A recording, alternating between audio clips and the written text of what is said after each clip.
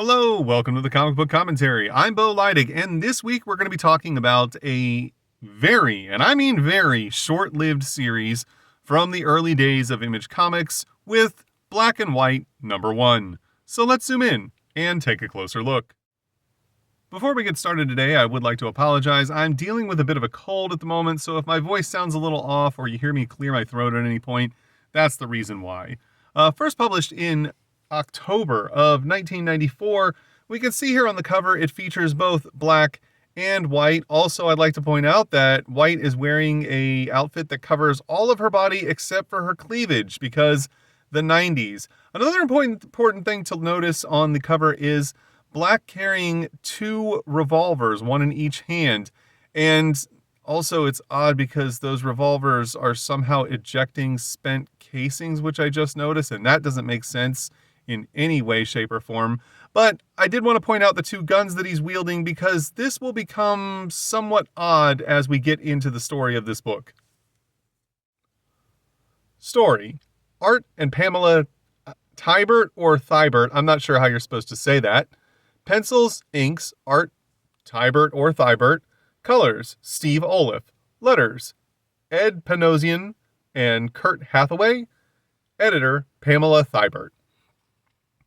We see here that the story starts out on the outskirts of Hong Kong in the Kamasaya Brewery, I think is how you're supposed to say that, which has just shipped out a huge shipment to one Mr. Reed Blackett, who is kind of saving the company at this point by taking the large shipment from the brewery. They have been attacked on multiple occasions, and this has really put a damper on their profit margin and their ability to stay afloat as a business. Mr. Samsung, yes, just like the electronics company that's based out of Korea, is currently trying to figure out how to keep his business afloat.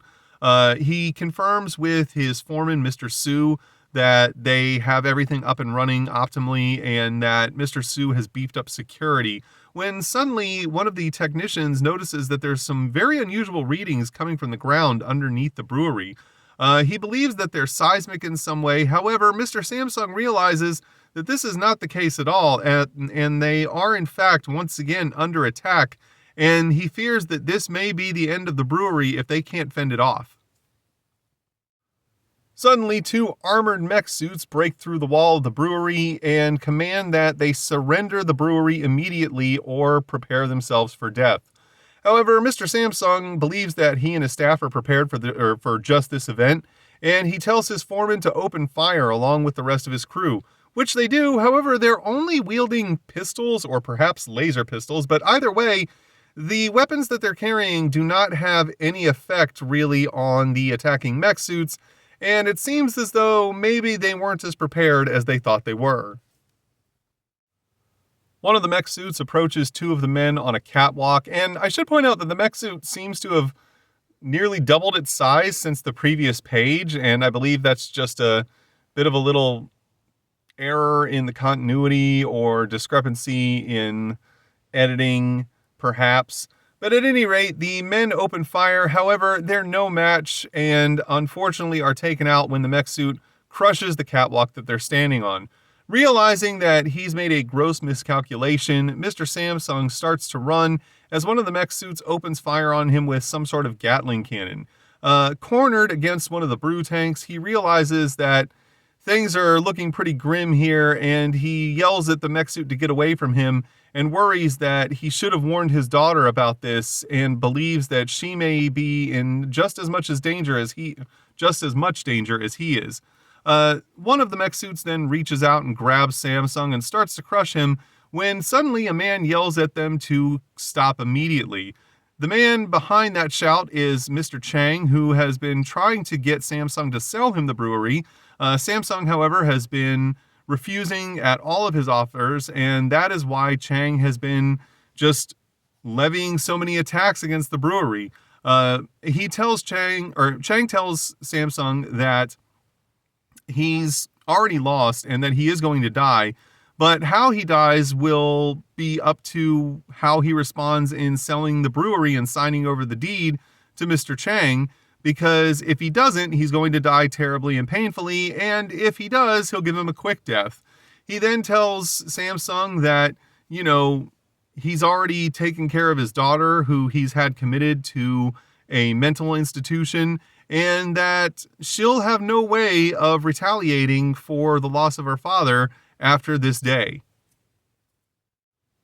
We're then teleported to said mental institution, where we see Whitney Samsung being spoken to by her psychiatrist, who states that she is wrong about her belief that Mr. Chang has been killing her family members and trying to take over her family business and has been terrorizing her family, and that those are all just delusions brought on by her paranoid schizophrenia. He states that the Chang that she's confusing him for actually died in a prison fire 2 years ago, and that she's just basically chasing a complete fantasy, and also states that the Mr. Chang she believes is the one who is doing these things to her family is the one who's actually paying for all of her treatment out of his own pocket, and that she should instead be showing him gratitude. However, we see that Whitney is very much committed to her belief and knows that something is up, as we see that the doctor has a patch over one of his eyes, and this is an injury that we're led to believe was caused by Whitney herself. She states that she is no stranger to fury or to vengeance, and we see the doctor kind of step back a little. Meanwhile, up on the rooftop, and we could see him clearly in this panel, standing up above, which is kind of hilarious that Black was up here the entire time and no one inside of the building could see him. And also, why would there be a courtyard if it was just going to be covered by a glass roof? That doesn't seem to make sense. He realizes that he can't leave Whitney here and that he has to find a way to break her out of this place, or she'll surely be brought to an end by Chang and his plot. He then orders his assistant Brooks to bring the car around and meet him out front, as he's got a plan on what to do next, but he's going to need Brooks's help. We then see Black, who is in fact Reed Blackwell, think to himself, "Don't worry, Whitney, I'll get you out of here," as he leaps off the roof of the institution and lands next to the car that was brought around by his chauffeur, Brooks. I should also point out that if you didn't know this, Black and White is part of the Extreme Studios lineup. And though Rob Liefeld did not work directly on this book, his artistic influence is definitely on full display with these enormous shoulder pads that Black is wearing. The next morning at the, Kamasaya Brewery, Reed is talking to Miss Smith, who is apparently a high-level executive for the brewery. As they read the newspaper dragging Whitney's name through the mud, they both know that these are lies, and they are focused on trying to get her free. Miss Smith wants to try and clear Whitney's name, but Reed tells her that the most important thing they can do right now is keep the day-to-day operations of the brewery going and make sure that their family business stays up and running. However, the two of them are suddenly interrupted when none other than Chang himself bursts through the door, basically saying that he is now the proprietor of the business and that he's running the show, and he's got two big giant goons with him to apparently lay down the law, as he wants to be the guy in charge now. Chang then walks into the office and tells his two goons to make themselves at home. Reed protests and tells Chang that he should leave, but Chang says, hey, we just got here. However, Miss Smith does not take so kindly to the intrusion and starts to get in one of the guards' faces and immediately begins telling him off. However, he doesn't take kindly to this and grabs her by the shirt and smacks her across the face. However, Reed will not stand for this, as he immediately leaps into action and punches the goon straight across the face, knocking him off his feet. However, Chang's other bodyguard is very upset and wants to step in. However, Chang gets in front of him and tells him that this is neither the time nor the place, and then warns Reed that he's made a fatal mistake this day, as he and his goons go back to the elevator and begin to leave. As the elevator shuts, he says that he'll see both Reed and Miss Smith again, as Smith tells Reed, we've got to do something about Chang. This guy is terrible, and he's definitely eyeing for this business, to which Reed agrees and knows that Chang has to be stopped. Later on that evening, back at the brewery, we see Brooks entering through the colossal hole left by the mech suits with a flashlight. He's here to try and see if he can get his hands on some security footage so that they can prove what happened at the brewery. However, this brings up the question, if this wasn't the first attack, why was Samsung not going to the authorities before this? He would have obviously had security footage of his own, and he could have just taken it to the police and been like, hey, there's this crazy dude named Chang who's trying to kill me and steal my brewery. But apparently he decided to just give all of his workers guns and hope that would fix the problem. However, when Brooks walks down a set of stairs, he's shocked to see that Chang's men have already infiltrated the lower levels of the brewery and are starting to drill through the floor with some sort of shoulder-fired laser drill things. Brooks realizes that something is definitely wrong here and decides to contact Reed on his Dick Tracy-style radio watch. However, Reed is already back at the mental institution in which Whitney is being held captive. She's asleep in her room, tied to the bed, and suddenly she's awoken when Reed puts his hand over her mouth. He tells her to be quiet, but when he removes his hand, she immediately leaps up onto her knees, even though she is restrained, and basically says, get away from me, you pervert, I'm not going to stand for this. But then she realizes that she's not talking to one of the orderlies who works at the facility, as Reed tells her to calm down and that he's here to rescue her. All right, everybody, I have a little bit of a confession to make right here. I've been mistakenly calling Whitney Samsung's daughter throughout the first half of this video. She is, in fact, actually his niece, and I feel like crap, and I'm on cold medication, and have been making an honest mistake throughout the entire first half of the video, which I really don't feel like re-recording, so I'm just going to go ahead and put it out there right now. She is, in fact, his niece. We're going to call her his niece going forward, and once again, my sincerest apologies for messing that up through the first part of the video. We see here that Whitney, as soon as Black gets the shackles off of her, instead of thanking him, instead attacks him and catches him with a uppercut elbow that knocks him backwards. She then takes off, stating that she has to go save her uncle, and Black, aka Reed, tells her that she's going the wrong way and that, she needs to wait. However, she decides that she's going to get out of this all on her own and runs out into the hallway, where she's instantly grabbed by one of the orderlies who tries to restrain her. However, he's suddenly tapped on the back by Reed, which catches him off guard, and that leaves him open for a strike from Whitney. After hitting him, she once again takes off, and before Reed can go after her, he is cut off by a large contingent of security officers. Reed looks around and realizes that he is greatly outnumbered, but he also states that he's going to do his best to try and help Whitney, but he hasn't fought against odds this bad in a while, implying that he's been in some pretty hairy situations in his life. He immediately goes on the offensive, striking one of the men in the face, knocking back another. However, the men start to converge on him and attack him all at once, swinging at him with billy clubs, beating him down to the ground, getting on top of him, and things are starting to look pretty grim when suddenly he just jumps to his feet with a scream and knocks everybody back off of him, breaking their billy clubs in half, knocking one guy completely through the air, busting out the face mask of another, and all of them are down for the count except for one, who decides finally to pull out his gun. It's at this point that Reed tells him, if you're going to go ahead and pull that thing out, why don't you go ahead and use it too, because I don't have time to deal with you. But in this moment, he starts to think to himself, hey, Brooks, where are you at? And thankfully, Brooks is here right in the nick of time. In that moment, there is a massive explosion which knocks all the rest of the guards down and blows a giant hole through the wall. And we see that Reed was in fact saved by Brooks, who got there just in the nick of time with some sort of, I don't know if this is some big giant crazy laser weapon or some sort of rocket launcher, but whatever it was strong enough to blast a hole through the wall. He then tells Reed, hey, sir, we've got to move out of here. And Reed says, what does it look like I'm doing? We're getting on with it.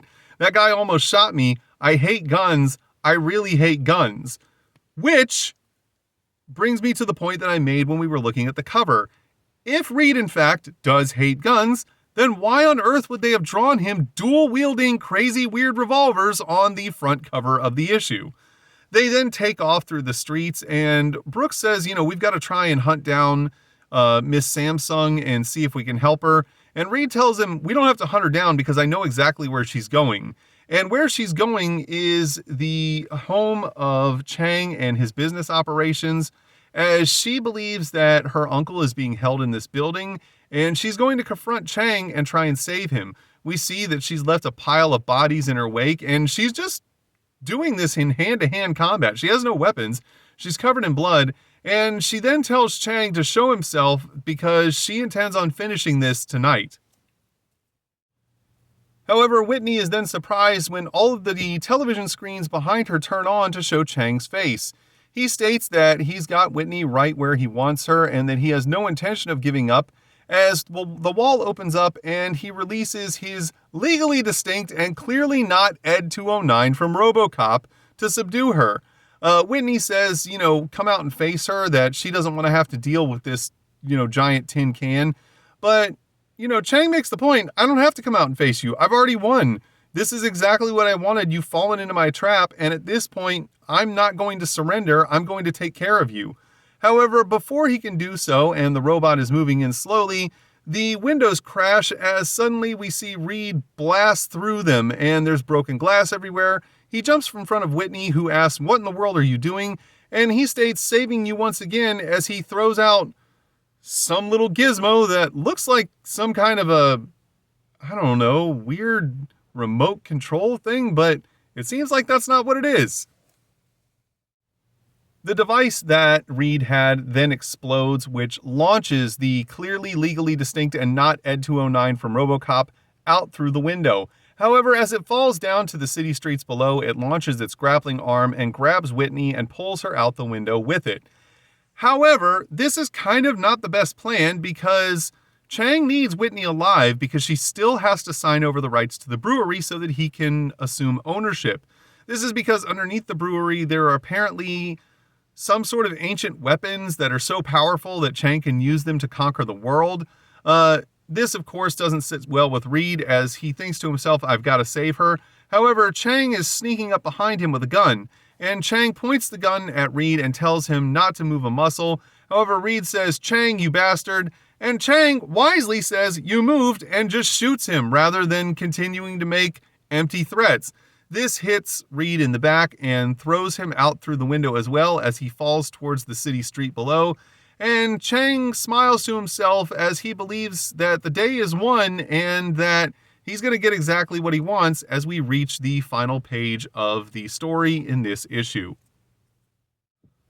On the next page, we get an advertisement for the Image Comics Chromium watch, which I wasn't aware existed, but now I want more than anything. Seriously, this watch is awesome, and I would love to be able to get my hands on one. However, I immediately got online and tried to see if I could find any images of this or listings of this watch, and it came up with absolutely nothing. If you've ever seen one of these or know how I can find one, I would love to know about it in the comments below, because I'm serious, I really want to find one of these limited to 5,000 edition watches that were only $50 when they released, which, was a little bit more money back in the mid-90s, but still not a bad deal. And I love that it's just so subtle. Like, it's not classy. I mean, a comic book logo in the middle of your watch is not classy, but still, it's cool and it's very subtle, and you could wear this anywhere, and oh my god, I want it so bad. On the next page, we see an advertisement for the lost issues of Spawn number 19 and 20. I, of course, have already done videos on both of these issues, and if you'd like to know more about Spawn as a whole, you can check it all out on my Spawn playlist. We then get a big 2-page advertisement for a crossover event between New Men and Team Youngblood. I have not done any videos as of yet on New Men or Team Youngblood as I'm recording this video, but if you'd like to know more about just plain old regular Youngblood, you can check all out my videos on that in my Youngblood playlist. We then see an advertisement for Pit. If you'd like to know more about Pit, you can check out my Pit playlist. And then an advertisement for the Deadly Duo, which is a spin-off from Savage Dragon. However, I have not gotten to the point where I can make any Deadly Duo videos because I haven't reached the point in the Savage Dragon story where they actually first pop up. And I don't have a whole lot of Deadly Duo. Like, I think I only have like maybe Deadly Duo #1 and then like some other random issue. I'm going to have to find more of that. Though I will point out that this is one of the funniest ads I've ever read, where it just says, Peter David and John Byrne had absolutely nothing to do with this comic. That's a hilarious ad. But if you would like to know more about Savage Dragon and where the two of these characters come from, you can check out my Savage Dragon playlist and keep watching, as I will eventually get to that point in the Savage Dragon ongoing series. We then see an advertisement for Shadowhawk #14. I have not gotten to that point in my Shadowhawk videos yet. However, if you'd like to know more about Shadowhawk, you can check out my Shadowhawk playlist. And then we see an advertisement for Backlash. Now, Backlash is a spin-off series from the mainline Stormwatch series. Backlash, of course, being a member of Stormwatch and then getting his own solo book. However, I have not reached the point in the Stormwatch series where Backlash splits off into his own solo series. But when I get to that point, I will be making videos on Backlash, as I have the entire Backlash series, because Backlash is awesome.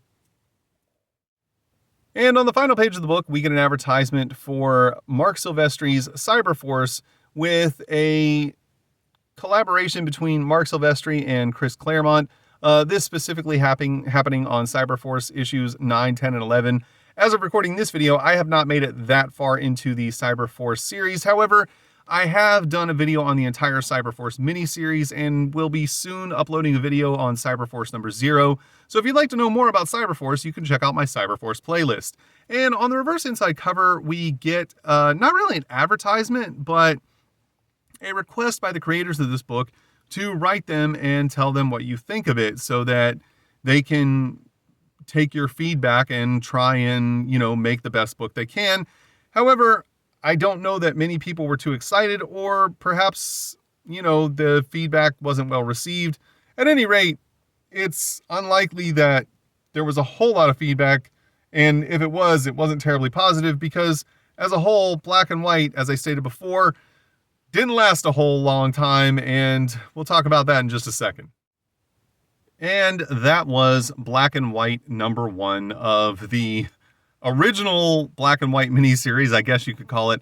As I stated before, Black and White did not last long. There's this 3-issue miniseries, and then there's the first issue of what I guess was supposed to be a second miniseries that came out in 1996, but it never made it past 1 issue. And I actually don't have that issue, but if I ever find it, I'm going to pick it up just so I have, all 4 issues of Black and White that were ever released. And, honestly, it's not that bad of a story so far. I haven't read this book in, probably close to 20 years at this point.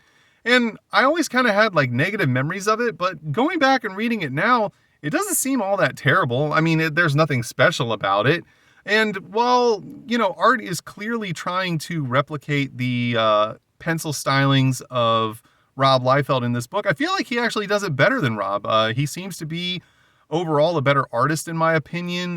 His anatomy is for certain way better than Rob's, and it seems as though his work is a little bit more polished. So far, like I said, the story, it's not bad. There's nothing special about it. I don't know why Chang is trying to conquer the world, but that seems like the easiest motivation for any villain. And, while there is a little bit of kind of, tropiness to it, it's an acceptable story, and it's doing what it does well, outside of the whole little gaffe about, Reed hating guns, but being drawn dual-wielding pistols on the front of the cover. But, then again, these are all my opinions, and your opinions may be completely different. You might have thought that this issue or mini-series was awful and that these characters were terrible, and maybe you hate artwork, no pun intended. But if that's the case, it's okay, because everyone's entitled to their own opinions. If you enjoyed today's video, please feel free to like, comment, and subscribe. And thanks for stopping by. Have a great day.